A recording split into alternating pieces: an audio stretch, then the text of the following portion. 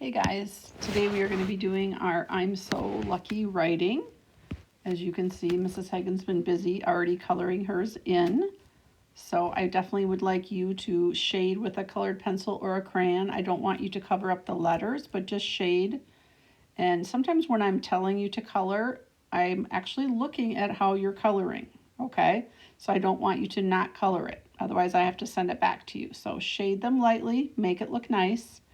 Now, we have a couple of rules about the I'm So Lucky writing.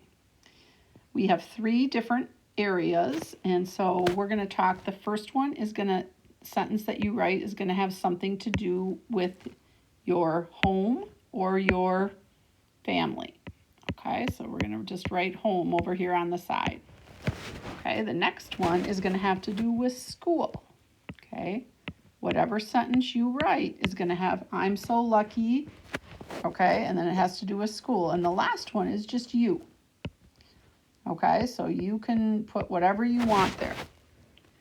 Now, they've started the sentence for us, so we don't need to write that part again.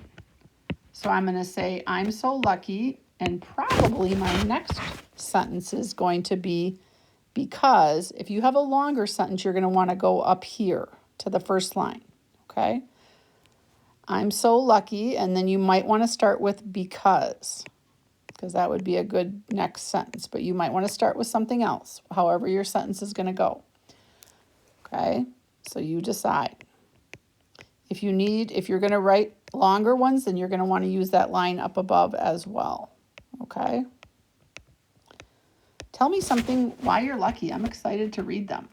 And you can color them St. Patrick's Day colors or any colors that you want. You could do black and orange lightly. You could do rainbow, however you want to do it. But I'm excited to read those. So have fun with that, guys.